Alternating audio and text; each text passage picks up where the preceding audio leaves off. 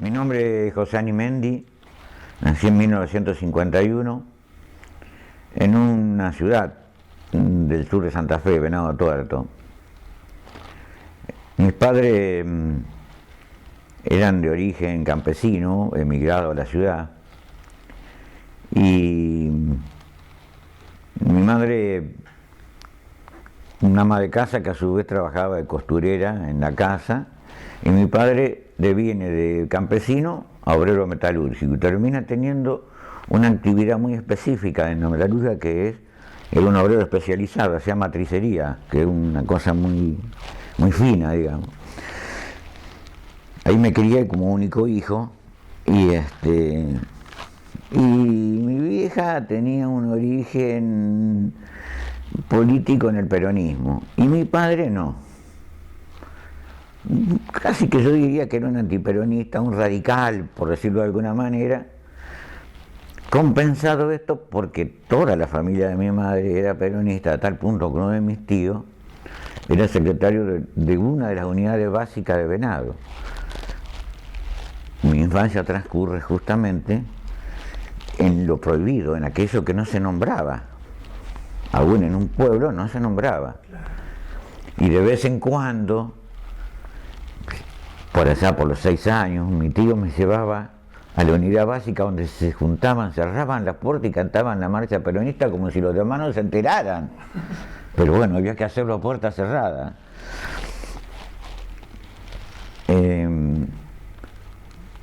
Vine a estudiar a Rosario. Vine a estudiar Ciencias Económicas. Llegué en el año 69. Junto conmigo vienen otros gente de Venado, y ya había aquí gente de Venado estudiando y viviendo, y voy a vivir a un lugar que era una residencia que tenían el arzobispado, pero que estaba administrado por curas, por sacerdotes, para gente del interior. El sacerdote que estaba a cargo de ese lugar se llamaba Preselo y era uno de los curas del tercer mundo renunciantes que habían renunciado en el año 68 en disidencia con la orientación que Volati, que era el arzobispo de Rosario, imprimía a la iglesia. Lindo año para venir a Rosario del 69, ¿eh? Así que el primer año discurrió entre el estudio, era bastante buen estudiante, venía eso en realidad, y el asombro por lo social y por lo que estaba pasando en la calle. Recordemos, Rosariazo, muerte de Cabral, de Bello, el primer rosariazo, el segundo rosariazo, el cordobazo en el medio.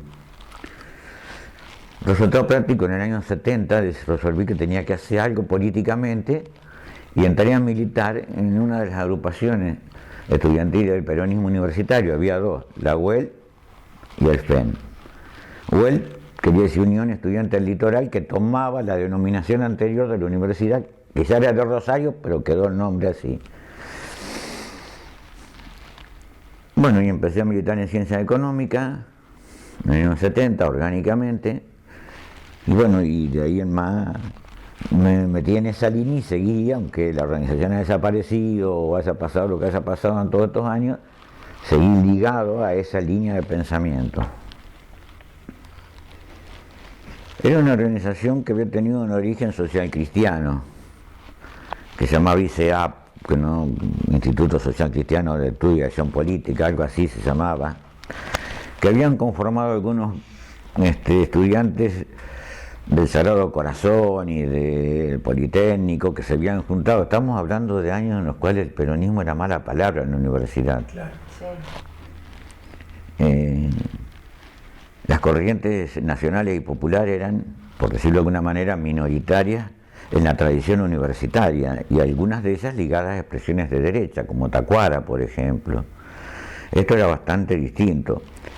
En el año anterior, en el año 68, había tenido lugar la inauguración de la Facultad de Odontología o de Bioquímica, de Odontología. Y a la inauguración había venido el ministro de la dictadura de entonces, se está hablando de la dictadura de Onganía, que se llamaba Astigueta, si no mal me recuerdo.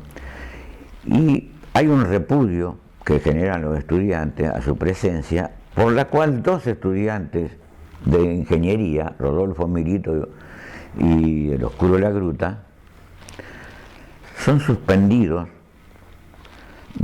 de la carrera de ingeniería. Dos estudiantes que eran de avanzada, es decir, eran buenos estudiantes, muy destacados, y ambos militantes de Güell, es decir, ellos venían del ISEAP, que va abandonando esa matriz, por decirlo de alguna manera, social cristiana o cristianucha, diríamos en los 70, para pasar a otra cuestión más definitivamente peronista y ya revolucionaria de alguna manera.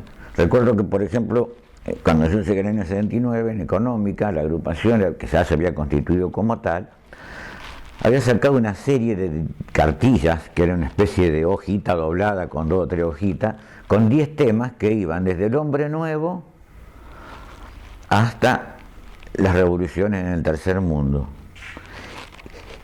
Y se imprimían aproximadamente 500 o 600 de esas cartillas y se volaban en el primer día, lo cual indica dos cosas: politización de los estudiantes y aceptación de nuevas orientaciones políticas en el ser una universidad.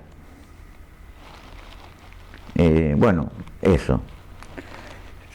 Ahí hay un fenómeno. Una de las personas que viene a vivir, a la que yo vivo junto, después de 1 año y pico de vivir en esa residencia, en el momento de entrar al militar decidimos alquilar una casa para tener un poco más de libertad y no comprometer a otra gente que no, a lo mejor no pensaba políticamente igual que a uno. Y voy a vivir junto con 2 hermanos que eran del Venado, Brandaza de apellido, con los cuales vivimos 1 año y medio en Ovidio Lagos y Córdoba. Después, por determinadas circunstancias que hacen a la militancia y que después puedo contar, ellos van a una casa y yo voy a otra a vivir.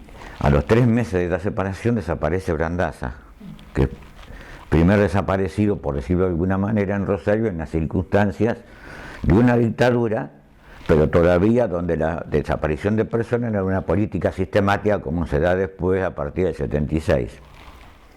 Lo secuestran de una fundición donde trabajaba, confundiéndolo con uno de los participantes de la muerte del teniente general Sánchez, y lo pasan de mambo en la tortura y muere en la tortura. Esa agrupación en la cual militábamos todos, incluidos hasta los Brandaza, que era Económica, va dejando o va enriqueciendo su matriz estudiantil con una proyección hacia lo político en general, pero en un proceso de vinculación con las organizaciones revolucionarias de la época, primero cierta simpatía por la FARC, después por Montonero, lo cual originaba algunas circunstancias internas de idas y venidas, de disidencias y algunas otras cosas. Esta organización termina, la parte orgánica de Güell, apuntando a lo que después sería el peronismo de base y su relación con una de las organizaciones que era la FAP, las Fuerzas Armadas Peronistas. En ese proceso se decide, y Económica es un puntal, ir a trabajar o tener trabajos fabriles. Que nuestra relación con el mundo que no fuera la universidad, así como había agrupaciones que se orientaban a lo barrial, Económicas apunta decididamente a las fábricas. Y de esa manera un conjunto de compañeros de ciencias económicas van a trabajar políticamente algunos y otros se insertan directamente en laburos fabriles. Y bueno, y yo sostengo en parte la agrupación universitaria, tanto a nivel de ciencias económicas como en su momento de toda la Universidad de Rosario, junto con otras 2 personas más.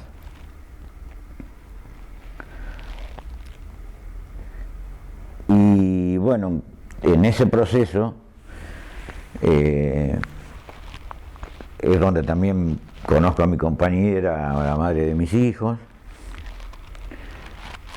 con la cual me casé en enero del 76.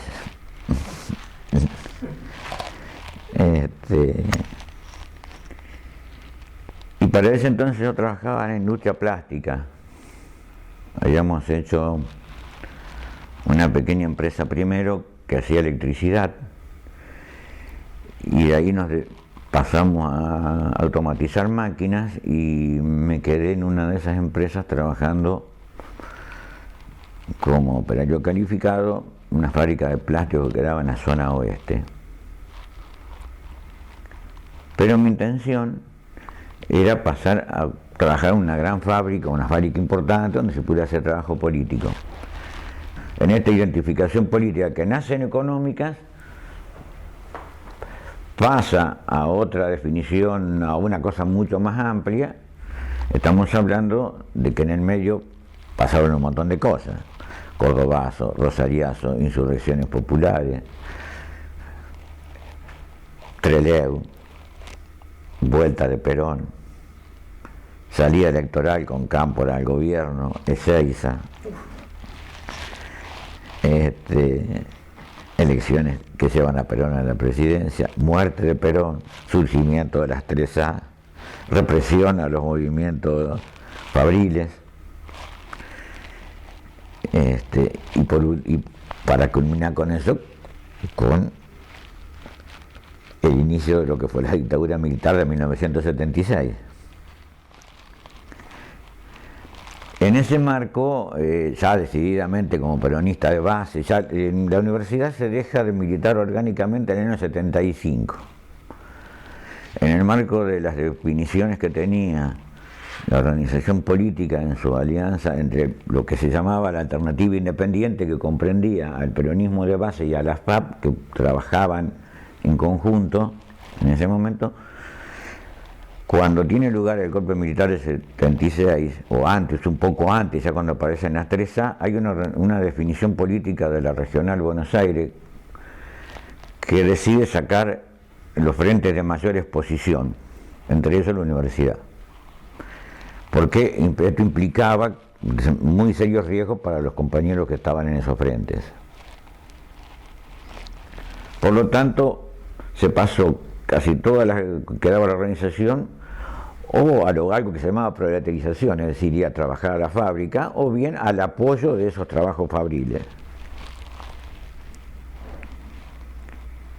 En ese marco, bueno, vuelvo a repetir, conocí a la madre de mis hijos, nos casamos y yo estaba trabajando en fábrica, y el día que decido pasar de una fábrica a otra y que consigo trabajo, tiene lugar mi secuestro a manos de las fuerzas represoras. El peronismo era una especie de mala palabra en la universidad, o era una cosa extraña, era algo que estaba apareciendo y que estaba rompiendo un poco con lo que estaba hasta ese momento, que eran las agrupaciones PC o filo PC o herederas del PC de alguna manera, y los socialistas, que todavía siguen en nuestros días, ¿cierto? Naturalmente que el rosariazo, el cordobazo y todas esas expresiones fueron un sacudón importante para todo. Digamos, cuando yo cuento esto de que yo vine de Venado, creo que lo que tenía ese momento, yo no era demasiado distinto a lo que era el componente de la Universidad de Rosario, diría casi en su 50%, había la mitad de gente que estudiaba, de personas que estudiaban, que eran de Rosario, y otra mitad que venían desde el interior, de la provincia o de otra provincia. Creo que tenía que ver también con que nosotros éramos los hijos de una generación de personas que habían avanzado, habían ascendido socialmente con el peronismo, y casi que yo diría que nuestra generación, esa que vino a estudiar, debe haber sido la primera o la segunda generación de hijos de obreros o de sectores campesinos o de sectores medios que accedía a la universidad producto de la ascendencia social que había originado el peronismo en la sociedad argentina. Y Venado Tuerto era eso, era una ciudad que empieza a crecer de alguna manera tímidamente con el peronismo, y que después el desarrollismo lleva adelante como un centro industrial en una zona de producción agrícola. Con lo cual estoy diciendo que de alguna manera nosotros no veníamos con una tradición como la que tenían los rosarinos los que vivían en Rosario, de ser citadinos, de acceso a lugares ya instaurados. Lo nuestro vino y de alguna manera terminamos generando nuevos lugares. Las peñas, los encuentros.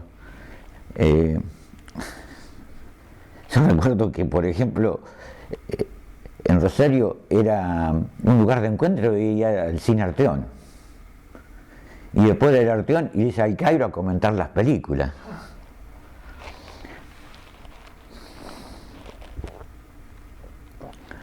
Si bien había nacido el rock, parte de ese diario estaba en el nuevo folclore, en el nuevo cancionero folclórico que habían engendrado por aquel entonces Tejada Gómez y tantos otros, la Negra Sosa. Y las peñas eran también el otro gran lugar de encuentro donde uno iba a ver qué podía hacer, digamos, conocer nueva gente, a hacer política, aprender algo que se llamaba amor también.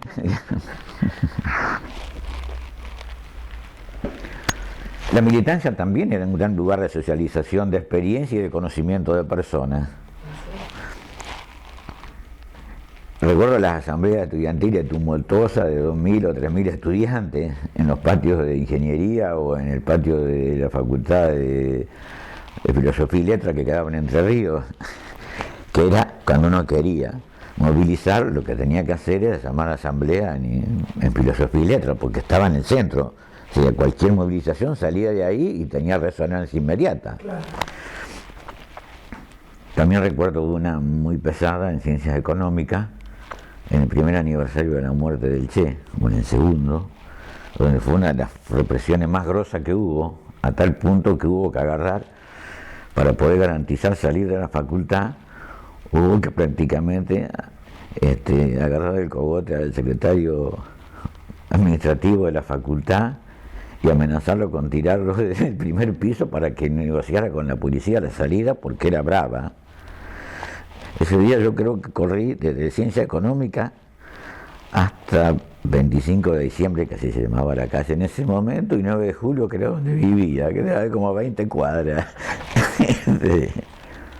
Bueno, decía, la militancia también era un lugar de conocimiento de personas.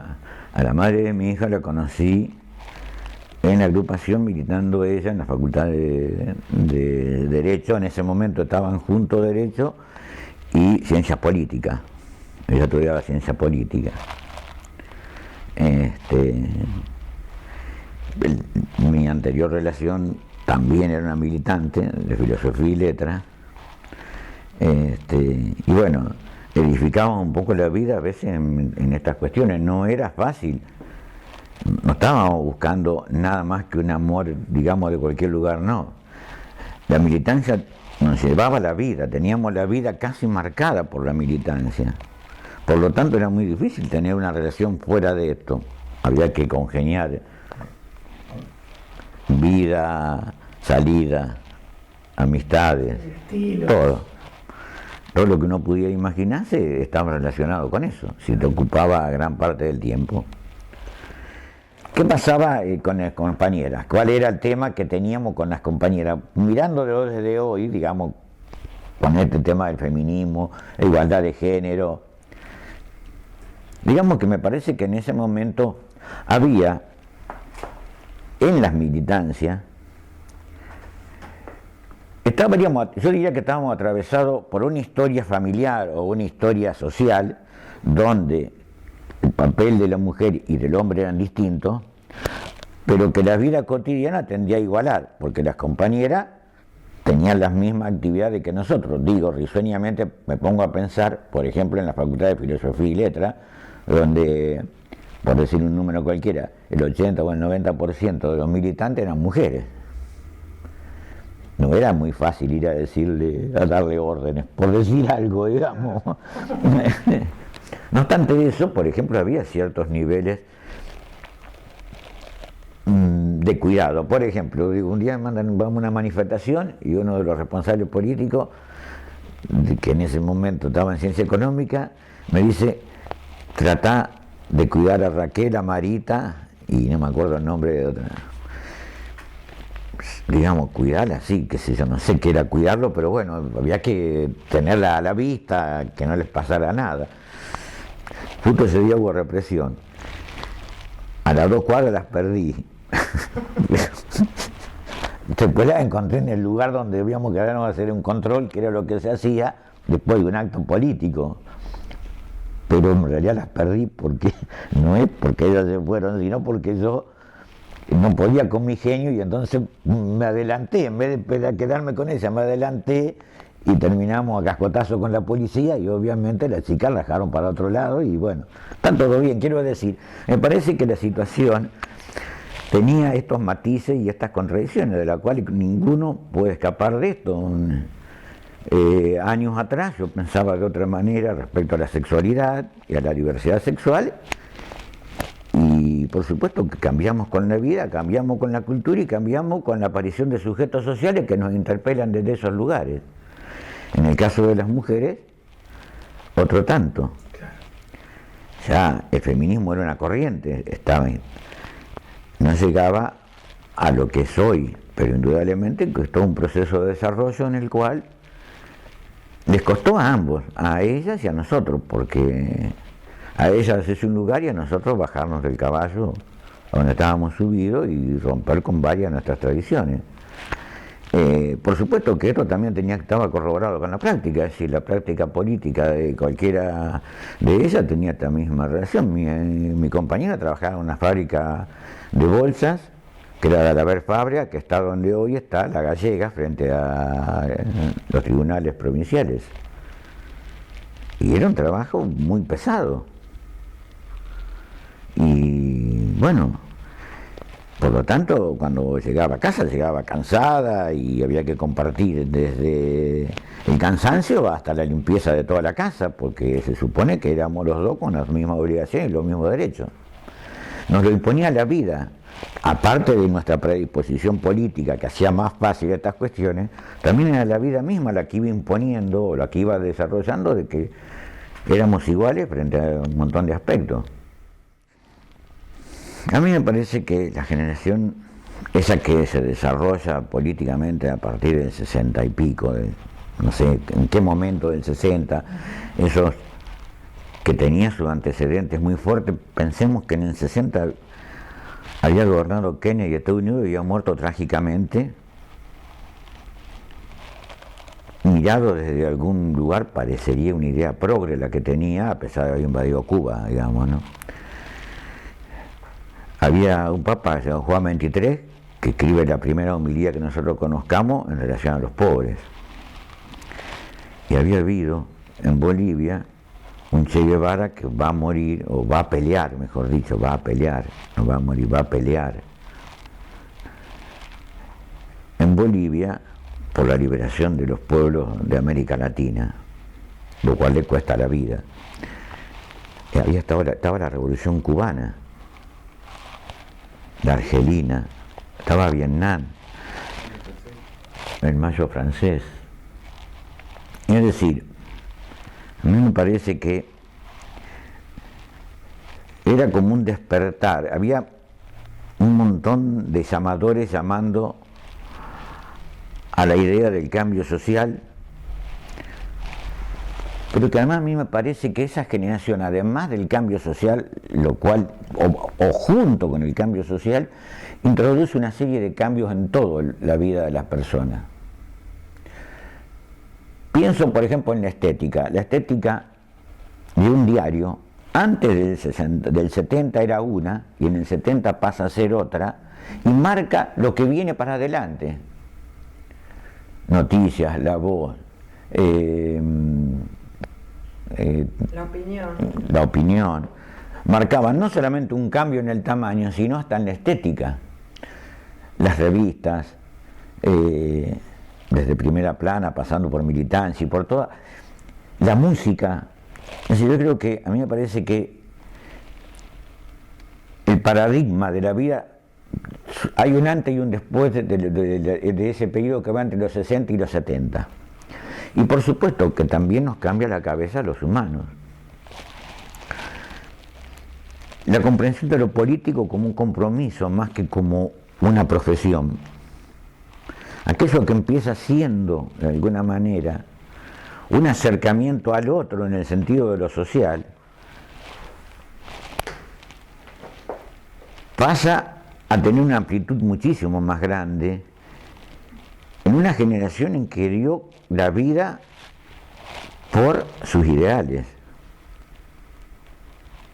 Después podemos discutir si esto está bien o si fue lo mejor o tuvo unas consecuencias que marcaron lamentablemente a fuego lo que pasa después, lo que viene después. Sí. Pero a mí me parece que la búsqueda de una coherencia entre el pensamiento y la acción política, esa generación la tiene y la marca a fuego. Cuando digo esto no estoy hablando de que eran puramente sacrificios. Antes estábamos hablando de las peñas, de los lugares de encuentro, de que la vida también era pura sonrisa a la par de pura lucha. Famosa casa esa de Benedetti, cuando decía que en la calle son mucho más que dos. La poesía celebraba estas cosas y las hacía alegres, les daba un carácter. El cambio siempre es un desafío para adelante, no para atrás. Por lo tanto, no hay posibilidad de hacer un cambio si vos no estás contento, no estás alegre. Después, ¿cuánto entregás en eso? A veces la vida es otra cuestión.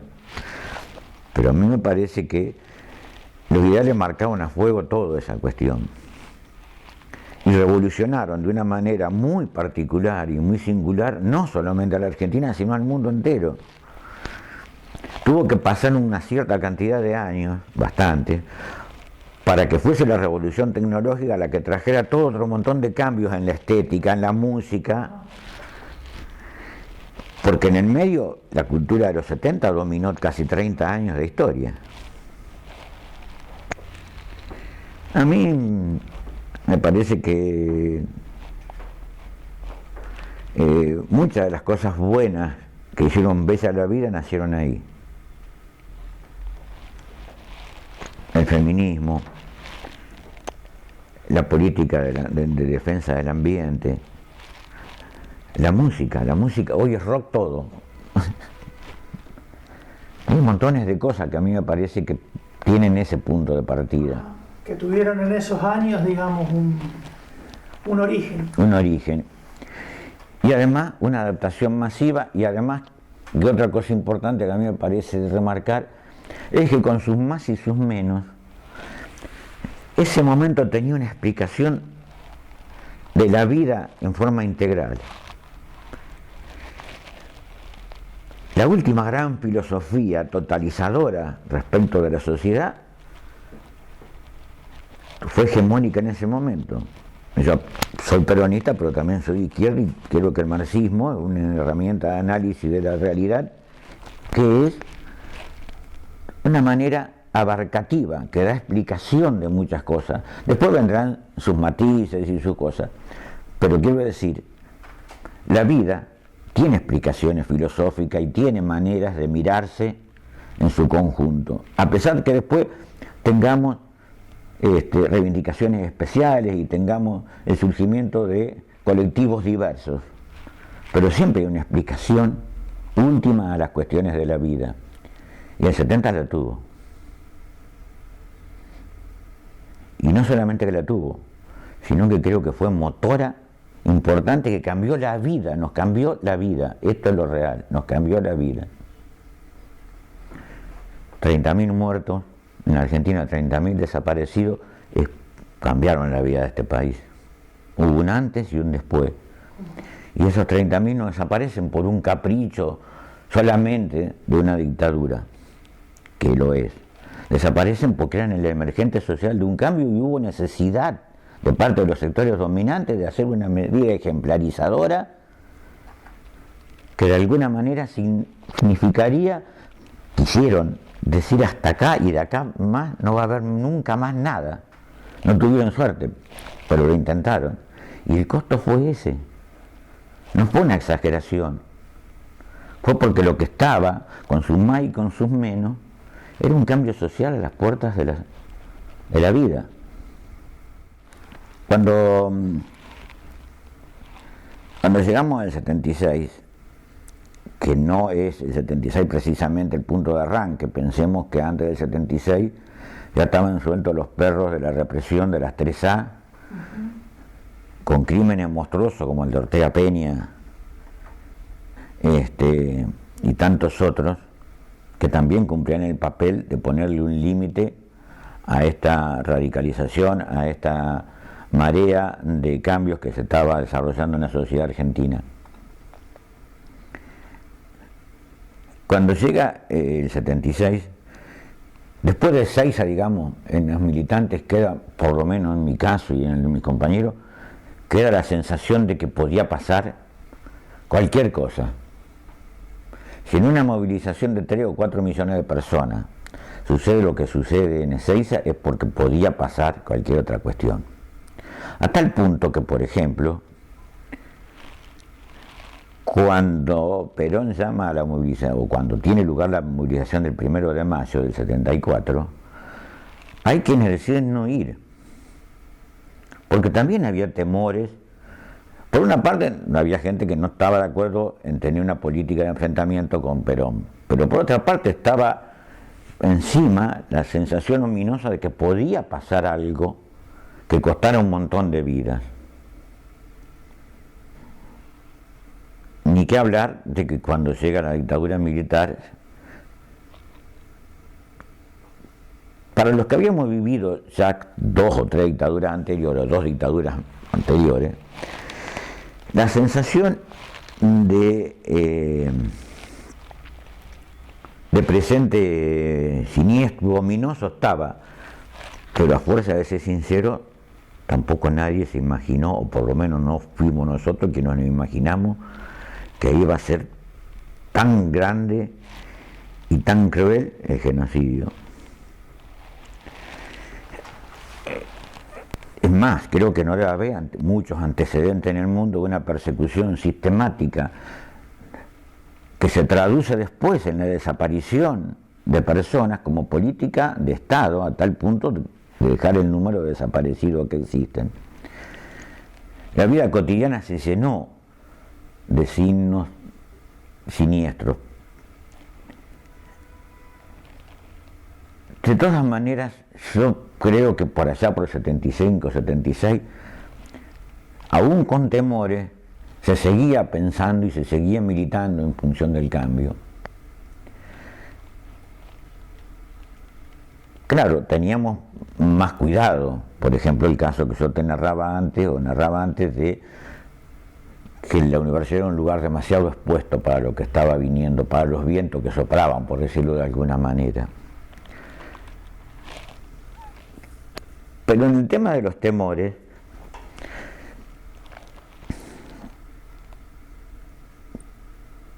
yo pienso que de alguna manera los militantes tienen en sí mismos una manera de enfrentar estos temores o de relativizarlo en función de los ideales. Creo que parte fue lo que sucedió. Cuando tiene lugar mi secuestro en el año 77, estamos hablando del 77 ya, a mí, yo estaba buscando un trabajo para hacer política, lo cual quiere decir que los temores estaban y los cuidados estaban, pero esto no impedía que uno pensase que se podía y se debía seguir haciendo cosas. En ese sentido, también tiene que ver con que ya había desapariciones y todos las conocíamos. Y había persecución permanente y había controles en la calle y la vida se había vuelto muy, por decirlo de alguna manera, muy siniestra, muy peligrosa. Pero también es verdad que no por esto íbamos a dejar de hacer las cosas que creíamos.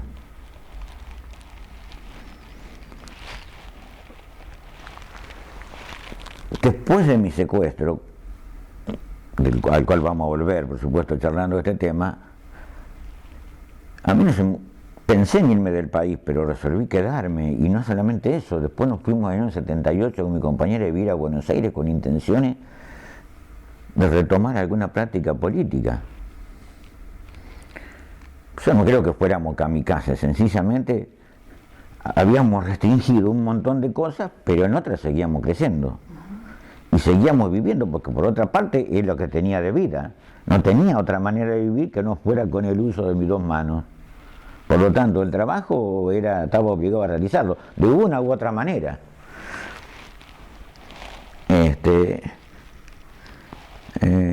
Mi compañera pasa de estudiante a trabajadora fabril, después pasa a trabajar en un sanatorio, en tareas administrativas, y después sigue siendo bancaria y después docente. Es decir, trabajos a hacer.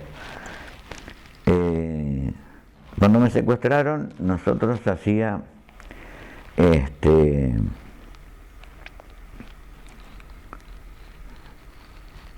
estábamos viviendo juntos, así nos habíamos casado legalmente, teníamos nuestros dos trabajos y todavía no habíamos decidido tener hijos. En los días en que estuve secuestrado en la Calamita,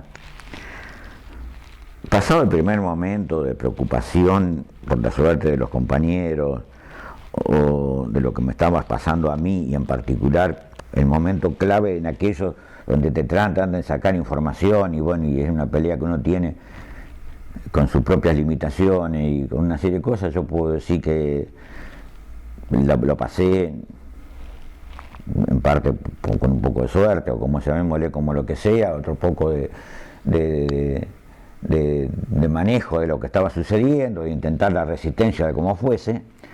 A los pocos días, unos 2 o 3 días, a mí me empezó a angustiar. Ya en primer momento, la primera angustia era por la suerte de los compañeros y por la suerte de mi compañera en particular. Si yo estaba secuestrada, podía traer de ella. Y esto, además del dolor inconmensurable que hubiese significado, también era un punto de debilidad.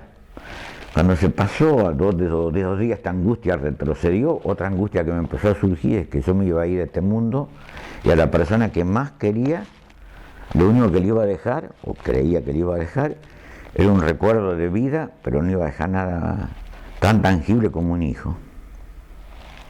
Y no es casualidad, eso fue en mayo del 77 y mi hija nació en marzo del 78. O sea que salí del campo de concentración y mi compañera tenía la misma sensación de que la relación se consolidaría o tendría una proyección en un hijo. Y así nace Marina.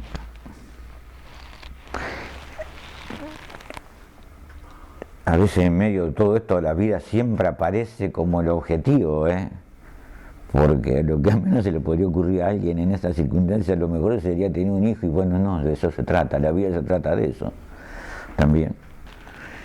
Hubo un momento en el cual la forma de la lucha que se había adoptado en los 70 entraba en crisis también con el objetivo. A mí me parece que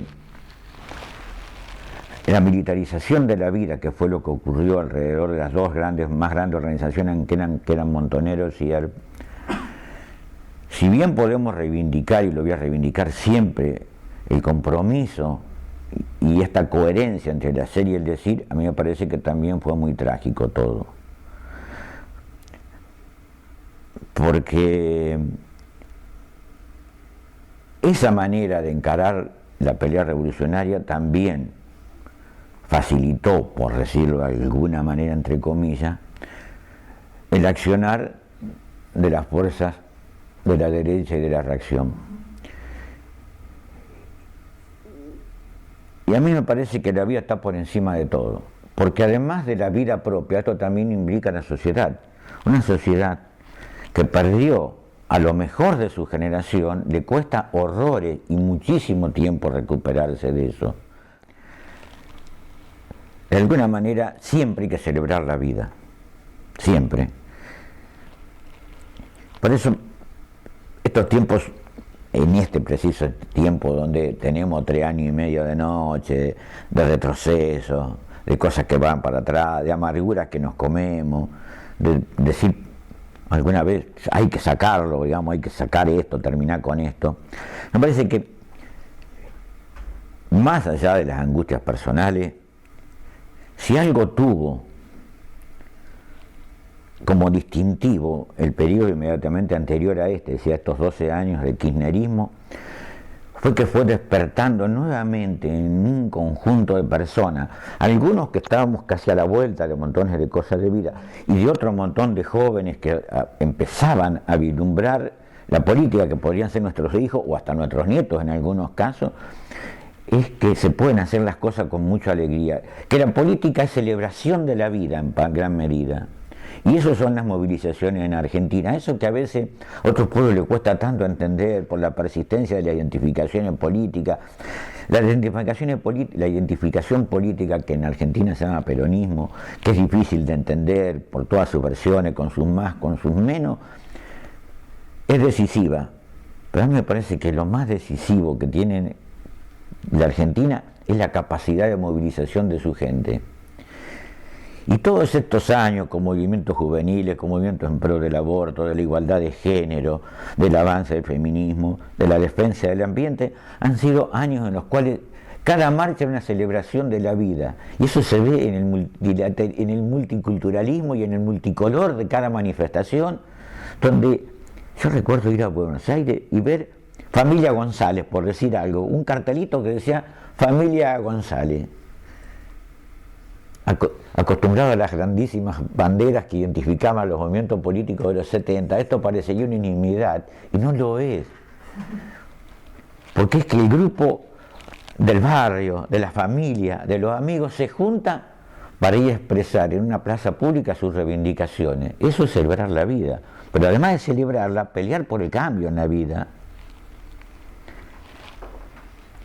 Y a lo mejor la gran bandera de la identificación, que nos identificaría a todos, está dada por esa suma de individualidades y por lo que está allá, por lo que está enfrente, por lo que está adelante, por lo que vamos a ver. Digo, para mí esa es una cuestión importante con relación a lo que es la alegría o lo que es la manera de ver positivamente la cuestión de la vida. Después venimos al barrio y puteamos porque nos encontramos con la marginación, con el atraso, con el ir para atrás en cosas que habíamos logrado, en la salud, en el trabajo, en la vida cotidiana, pero nadie nos puede sacar eso. Y creo que es un rasgo distintivo, que nos enaltece de alguna manera, pero además la contrapartida de eso es el odio que nos tienen, porque nos odian, y le llenan la cabeza de odio a un montón de gente con la cual después tenemos que convivir. Entonces, es un tema. No es tanto lo que nos van a dejar materialmente, sino cómo desarmar estas estructuras de pensamiento que hacen que el otro, que sufre tu misma necesidad y corre tu misma suerte, esté en la vereda de enfrente porque a vos te llenaron la cabeza de mierda, por decirlo de alguna forma. Te hicieron creer que el otro es un delincuente, para tapar lo que se roban ellos en realidad. Bueno, no va a ser fácil, pero en esto también vale la alegría, y vale el chiste, y vale agarrar al vecino y interpelarlo, pero también interpelarlo desde el lugar de la risa, desde el lugar de ponerlo en su propia situación, de hacerle ver su situación hasta con una manera de risueño de última, a ver. Con humor. Siempre digo yo, el señor que vende tortas fritas en la esquina de la plaza se está ganando su dinero. Alguno en el barrio lo puede ver como un negrito que va a hacerla fácil. Hay que decirle que no, hermano. Fíjate dónde estás vos, dónde estabas antes, y ese señor vendiendo tortas fritas en la esquina es el que dejó de comprarte a vos. Celebrá que esté vendiendo tortas fritas porque a lo mejor te puede comprar algo y no te va a venir a robar. Bueno, estas cosas tenemos que trabajarlas, ¿viste? Son cosas que, no sé, no es fácil, pero bueno, volvemos a la celebración de la vida. Creo que está ahí la clave, en ser capaces de contagiar optimismo. Cuando a mí me secuestran, a mí me levantan en Novillo el agua al 5000. una fábrica llamada Marieta, una fábrica de bolilleros, que sigue estando, según, o por lo menos hasta el año pasado está. Y me llevan, yo para ese tiempo, por las tareas militantes y todas esas cosas, tenía bastante claridad respecto de la ciudad. De todas maneras logran, en este andar en un auto con los ojos vendados, con encapuchado, medio como desorientarme en una parte pensando que estaba yendo al sur. Hasta que en un momento determinado, cuando atravesamos una cierta cantidad de vías y otras cosas, me di cuenta que no, que estaba en el norte de la ciudad. Esto viene a cuenta porque después de mi secuestro y cuando empieza a venir la democracia y se pueden blanquear todas estas situaciones frente a la justicia, pasó un hecho muy curioso. En una charla con compañeros de derechos humanos, de los organismos de derechos humanos, yo sostenía de que había estado prisionero o secuestrado en la zona norte de la ciudad de Rosario, en un lugar que estaba ahí, según mi saber y entender, estaba entre Circunvalación y Fray Luis Beltrán, por decirlo de alguna manera. Uno de los compañeros de derechos humanos decía que no había registro de ningún lugar así. En esa zona que vos... En esa zona en que yo estaba describiendo, estamos hablando del año 81, 82, por ahí. 82, 83, y cuando empieza a llegar la democracia. Yo estaba emperrado en que sí, que el lugar correspondía a la zona norte y a esa zona específica, porque entre las cosas que había identificado cuando estaba en mi lugar de secuestro es que tenía una vía al este y una ruta o una autopista al oeste. Y que esos lugares en Rosario no hay muchos, pero además eso tenía que ver con la salida del sol y con los ruidos que entraban en la casa y todos estos lugares. Si algo faltaba para confirmar eso es que cuando me sueltan, a mí me llevan desde ese lugar hasta Circunvalación y la 34, o sea, enfrente de lo que antes era la cristalería de Cuyo. Y ese viaje tardó como más o menos entre 5 y 7 minutos, porque en el auto en que me llevaban habían puesto música fuerte como para tapar la sirena, que yo no la escuchase, y pasaron 2 canciones. Las canciones duran 3 minutos promedio. Por lo tanto, estábamos así entre 5 y 7 minutos de distancia entre el lugar donde me sacan hasta donde me llevan. Por lo tanto, cantado que era la zona norte. Días después, 2 o 3 meses después, aparece, creo que la primera denuncia de ese lugar la da un sacerdote o algo por el estilo, que cuenta la existencia del lugar, y en el diario de la tarde de Rosario, que en ese tiempo era La Tribuna, sale una foto del frente de la Calamita, tal cual yo lo hubiese imaginado que hubiera sido. Era una casa de campo, pero con particularidades que lo hacían no una casa común. Recuerda, volvemos al final, yo tengo mi familia de origen campesino, sé lo que es una casa en el campo, pero a su vez una sala toda azulejada no era normal en una casa de campo, o sea que era algo así. No sé por qué imaginé la Calamita como era, y no la vi nunca de afuera,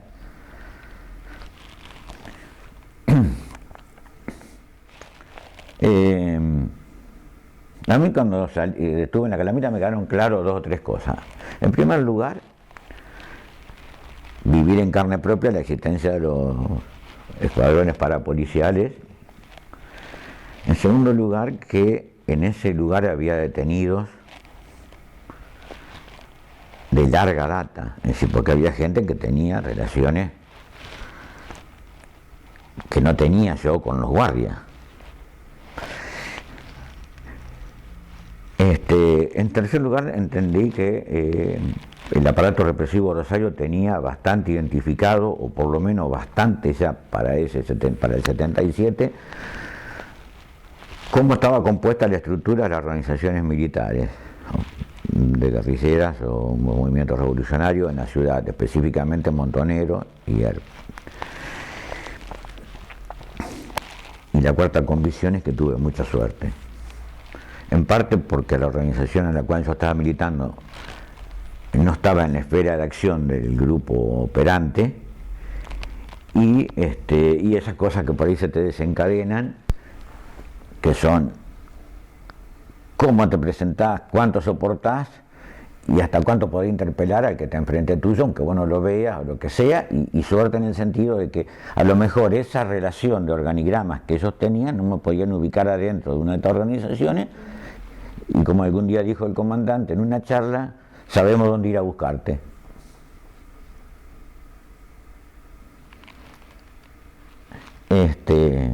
Bueno, cuando llega la democracia y se empieza a hablar de la posibilidad de los juicios, yo tomé la decisión de ir a declarar a tribunales provinciales. Fue en el año 83 eso, si no mal recuerdo. Mi declaración tuvo lugar, y yo te lo cuento porque para mí es paradigmático, entre las 6 de la tarde y las 11 de la noche, en tribunales provinciales. Creo que el secretario, el juez, era uno de los hijos de Sutter Schneider, que había sido uno de los paladines de económica y de la represión en su momento. Bueno, presté declaración, esto fue una charla que duró como 5 horas, en la cual hablamos del lugar, de la ubicación, de las organizaciones, de todo. Eso tradujeron en 3 páginas, no importa, me viene la cuestión esto. Pero yo me fui con una convicción de ahí adentro, en primer lugar de que había declarado cierta cantidad de gente, de que el lugar era poco conocido, de que ellos tenían pocos testimonios de esto, y por otra parte de que no nos iban a cuidar. Porque dejaron un testigo puesto, y no me dejaron en la calle, me dejaron en la puerta de declarar el juzgado, y tuve que recorrer los tribunales a las 11 de la noche, donde no hay nadie, salí a la calle y volví a mi casa. Era como que estaba regalado, por decirlo de alguna manera. Pero bueno, temores que se confirmaron a los mes, 2 meses, cuando fueron robados todas las declaraciones de tribunales, en las cuales supuse que también estaba la mía. ¿Cuál sería mi sorpresa cuando años después fui a declarar a tribunales federales, bajo las políticas del kirchnerismo de verdad, memoria y justicia, y encima de la mesa del juez estaba la carpeta de mi declaración original en tribunales provinciales? Quiere decir que alguien con poder político y con voluntad política había movilizado los recursos para buscarla, encontrarla, hacerla presente y encajársela a un juez que, vamos a decirle verdad, lo que menos tenía en su ideario cuando era juez federal era ponerse a escarbar en los vericuetos de la represión en la ciudad de Rosario, a la cual él pertenecía, con sectores de clase y de relaciones que eran los suyos. Lo cual no desmerece el lugar del juez ni la actitud de Bailaque, pero era eso, Bailaque era eso, era un tipo al cual había llegado a ser juez, porque sí, digamos, como tantos jueces federales, para pasarla medianamente bien en una ciudad donde los delitos federales eran 3 o 4. Bueno, eso es política de Estado orientada a algo. Con relación a lo que pasó, digamos, con relación al secuestro y detención en la Calamita, yo siempre tuve para mí una actitud que era la siguiente. Yo consideraba que había sido una víctima del aparato represivo, pero esto no me transformaba ni en un héroe ni en un mártir. Por lo tanto, visto lo que había sucedido en Argentina con 30.000 desaparecidos, lo mío era como si dijéramos una anécdota. En lo personal podría ser un drama, pero en lo colectivo, si algún valor tenía declarar, era aportar a la justicia. Es más, yo ni siquiera me constituí como querellante, habida cuenta que había querellantes. Digo esto porque creo que siempre tuve esta actitud. Yo contaba antes que con Gustavo Postiglione fue una de las primeras personas que fuera del círculo de amistades, estamos hablando del año 83, 84, 82, porque había pasado lo de Malvinas, había hablado. Y yo nunca narré demasiado esto que había sucedido conmigo en la Calamita, porque entendía que primero, vuelvo a repetir, yo no me sentía culpable de nada, corramos de ese lado, no me era porque yo fuera culpable de algo, o no tenía que rendir cuenta, no tenía que avergonzarme para nada, está fuera de cualquier discusión eso. La cuestión era otra. A mí yo sentía que mi experiencia en relación a esto era minúscula en relación a lo que había sucedido con otro montón de personas, con los dolores, con los padeceres, con las mochilas a cuesta que seguían y siguen teniendo los hijos, nietos y los desaparecidos en general. Ahora, y por lo tanto, incluso en el ámbito familiar, fuera de mi compañera que lo vivió con mis hijos, no era un tema de conversación cotidiano, ni siquiera habitual. Es más, muchos de ellos se enteraron cuando yo resolví ir a declarar. O sea, la historia se sabía, porque se conocía, todos lo sabían. Mi hijo tomaban la leche conmigo, vivieron conmigo, después sabían de todas estas cosas, porque se hablaban alguna vez en la familia, pero no es una cuestión de hacer bandera. Porque a mí me parece que, vuelvo a repetirlo, yo no me sentía ni una víctima, ni un héroe, ni un mártir de estas cuestiones. Eran otros los que estaban, los ausentes, los buscantes, los que habían padecido muerte. Yo, de alguna manera, le había zafado, por decirlo así. Yo sentí que cuando esto adquirió un valor probatorio para algo que servía, fui y lo puse donde creía que había que ponerlo. Por supuesto que después, en el devenir, en el encuentro, por ejemplo, con la gente de Documento Baigorria, estas cosas van adquiriendo otra dimensión, porque esta transmisión que uno puede darle a otra gente sirve para ubicar a los desaparecidos, a los combatientes, a los muertos, a los luchadores, en una encarnadura real. Si yo soy esto, los otros tampoco eran tan distintos a lo que yo soy. Tendríamos nuestras particulares, nuestros más, nuestros menos, pero somos iguales, somos lo mismo. En cuanto a lo que se siente en lo personal, también en una de las marchas de Documento Baigorria yo dije algo que me surgió de las entrañas. Yo hice ese recorrido de ir hasta la Calamita más de 2 veces, pero en este caso eran 2 veces. Y la primera fue ominosa, quiero decir, fue trágica, fue siniestra, estaba secuestrado, no veía, estaba en las peores de las condiciones en que un ser humano puede pasar porque cuando uno va preso sabe dónde va, acá no. Dicho en la charla pública, esto fue una pesadilla.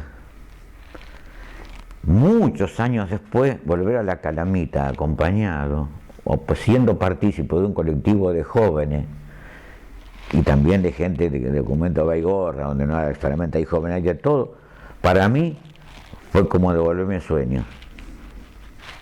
Yo podía cerrar esa pesadilla. Esa pesadilla se cerraba desde un presente donde otra gente tomaba las banderas de las reivindicaciones de esos desaparecidos, de esos torturados, de esos padecientes, y la elevaban a la categoría de lucha y de búsqueda de la verdad. Y eso cierra heridas.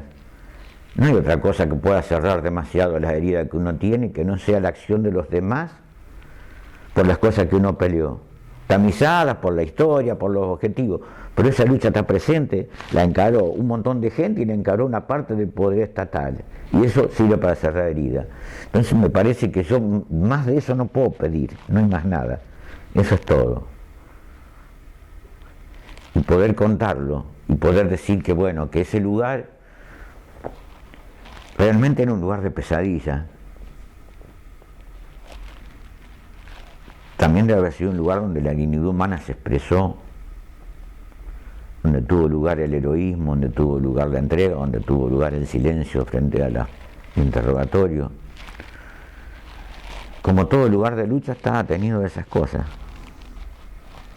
Poder transformarlo en un lugar de memoria, de verdad, de justicia, que sea para que otra gente, otros jóvenes, otros, hasta para nuestros hijos, porque también he ido con mis hijos a la Calamita y paradójicamente me tocaba tranquilizarlos yo a ellos, decirle que no, bueno, sí, que era trágico y era siniestro, pero bueno, Ya está, yo estoy acá, estoy vivo, eso sigue siendo lo que era, fue. Pero no es para que nos volvamos, no nos laceremos, no, es otra cosa. Que ellos estuviesen conmigo y poderlo contar era lo mejor que me podía haber pasado, visto lo que sucedió, digamos. En oportunidad del juicio, al cual fui de testigo, o sea, presentó 3, no sé, sí, 3. 3. Vieron que cuando uno presta la declaración, declara lo que le preguntan los jueces y después dicen si quiere decir algo más. Yo pedí decir algo más. Y yo lo único que se me ocurrió decir fue que en el marco de esta declaración a mí me parecía que lo más valioso que yo quería rescatar era primero la actitud de los organismos de derechos humanos en la tenacidad de su lucha, tanto de los hijos, madres, abuelas, nietos buscando a nietos, y todo el organismo de derechos humanos y todo lo que rodea a ese colectivo. En segundo lugar, me parece absolutamente destacable la actitud de una parte de la política que transformó a eso en política de Estado, en los ejes de verdad, memoria y justicia, que hacían que esa declaración mía estuviera arriba de la mesa de ellos. Y que por lo desaparecido, por los muertos, por los torturados, se necesitaba justicia. A los otros, como diría Shakespeare, para los demás, en silencio. No hay más nada que decirle. Todo lo demás es silencio.